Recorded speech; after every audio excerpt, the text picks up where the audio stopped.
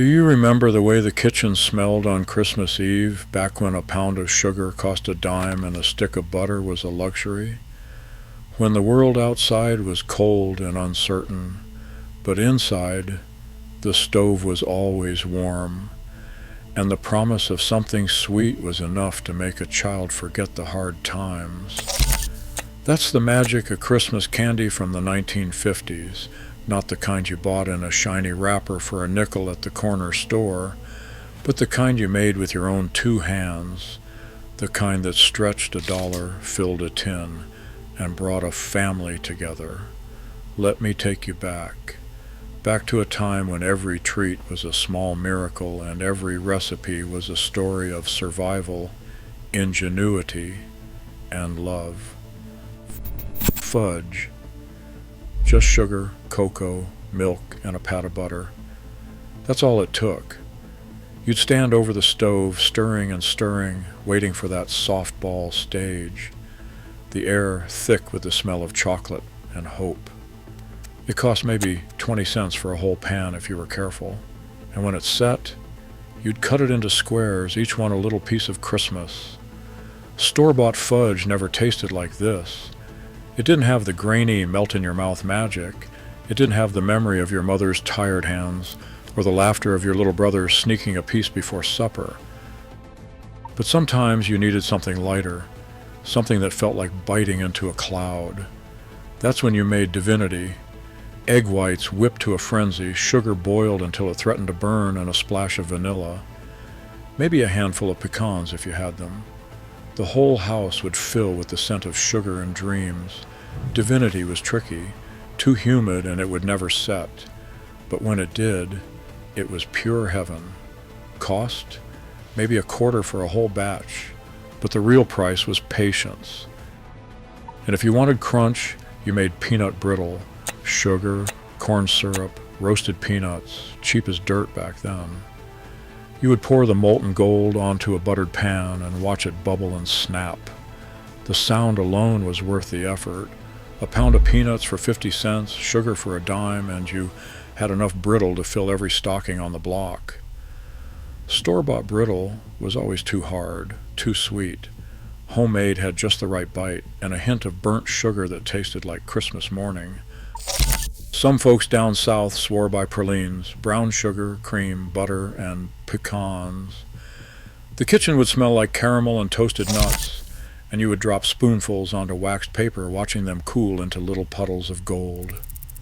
Pecans weren't cheap, maybe 60 cents a pound, but you only needed a handful. And if you were lucky, you had a tree out back. Pralines were a taste of southern hospitality, a way to show love when money was tight. But not every candy needed fancy ingredients. Potato candy was born out of necessity, leftover mashed potatoes, powdered sugar, and a swirl of peanut butter. It sounds strange, but it tasted like pure comfort. Cost next to nothing, just scraps and a little ingenuity. You would roll it up, slice it thin, and watch the kids' eyes light up. That was what Christmas was about, making something out of nothing. And then there were Buckeyes. Peanut butter and powdered sugar rolled into balls and dipped in chocolate. They looked like the nut from the Ohio Buckeye tree, but tasted like $1,000,000. You could make a whole tray for less than $1, and they would disappear faster than you could say Merry Christmas. Store-bought candy never stood a chance. If you had a sweet tooth and a little time, you might make Penuche. Brown sugar fudge, rich and buttery, with a hint of vanilla. It was the color of caramel and tasted like the holidays. Brown sugar was cheap, maybe 12 cents a pound, and a little went a long way.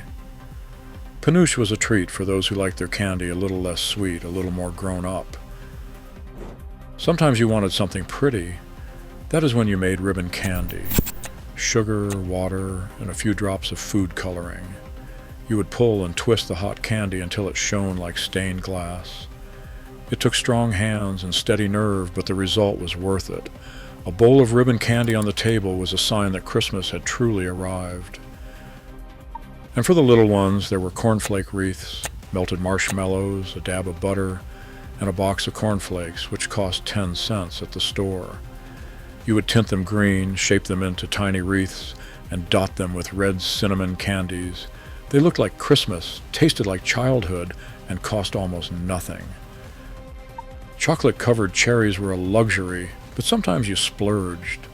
Maraschino cherries were rolled in a bit of hard sauce and coconut, then dipped in chocolate. The cherries came in a jar for a quarter, and the chocolate was rationed, but you made do. Each one was a little jewel, a taste of something special in a world that didn't always feel that way. If you had a few extra pennies, you might make fruitcake puddings, little squares of fruitcake dipped in chocolate and left to set. Fruitcake was a holiday staple, but dipped in chocolate it became something magical. You could stretch a single loaf into dozens of treats, perfect for sharing with neighbors or tucking into a lunch pail. And then there was peppermint bark, layers of chocolate sprinkled with crushed candy canes. The peppermint snapped under your teeth, the chocolate melted on your tongue. Candy canes were cheap, 5 cents for a box. Chocolate was precious, but you made it last. Peppermint bark was a taste of winter, a reminder that even the coldest days could be sweet. Some families made opera fudge, smooth, creamy, and impossibly rich. It took patience and a steady hand, but the result was worth every minute. Opera fudge was for special occasions, for the moments when you wanted to show someone just how much you cared. And if you were feeling whimsical, you made Christmas mice, maraschino cherries for the body, a chocolate kiss for the head, and almond slices for ears. The kids would help assemble them, giggling as they went. Each mouse was a tiny work of art, a reminder that Christmas was for the young, and the young at heart.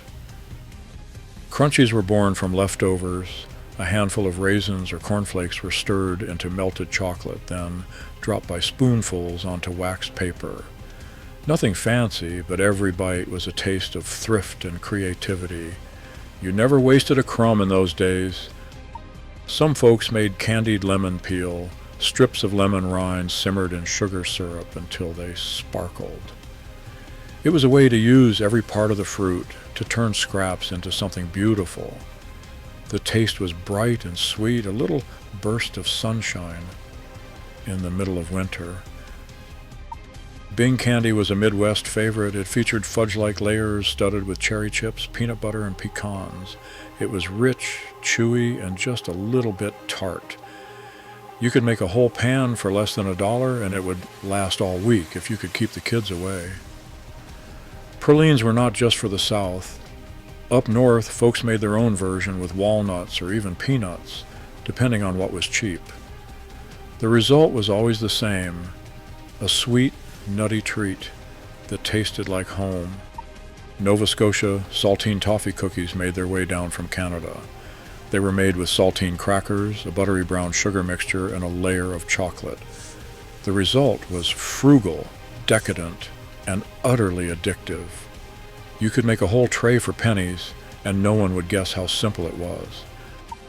Torrone came from the old country, Italian nougat, studded with nuts and wrapped in wax paper. It was chewy, sweet, and a little bit exotic. If you had family from Italy, you might remember the way it stuck to your teeth, the way it made you feel like Christmas was something ancient and sacred. Potato candy wasn't just a southern thing. Up in the mountains, folks made it with whatever they had, sometimes swapping peanut butter for apple butter or rolling it in cocoa instead of sugar. It was a candy born of hard times, but it tasted like hope. Divinity was not the only meringue candy. Some families made seafoam light, airy, and just a little bit sticky. It melted on your tongue and left you wanting more. Egg whites were cheap, sugar was plentiful, and a little bit of patience went a long way. If you had a few extra nuts, you might make nut clusters, melted chocolate, a handful of walnuts or pecans, and a pinch of salt. Drop them by spoonfuls onto waxed paper, and you had a treat that tasted like pure luxury. And then there was the humble marshmallow, homemade, cut into squares, and dusted with powdered sugar. Nothing like the store-bought kind. These were soft, pillowy, and just a little bit chewy. You could toast them over the fire, drop them into cocoa, or eat them straight from the pan. But the heart of Christmas candy, the one that brought everyone to the kitchen, that filled the house with laughter and the air with the smell of caramel and chocolate, was the act of making it together. It wasn't about the recipe or the cost or even the taste. It was about the hands that stirred the pot, the voices that sang carols, the stories that were told as the candy cooled on the counter. So if your grandmother made any of these, or if you remember sneaking a piece from the candy dish when no one was looking, let us know in the comments. Let's keep these memories alive. Because in the end, it wasn't the candy that mattered. It was the love that went into every batch.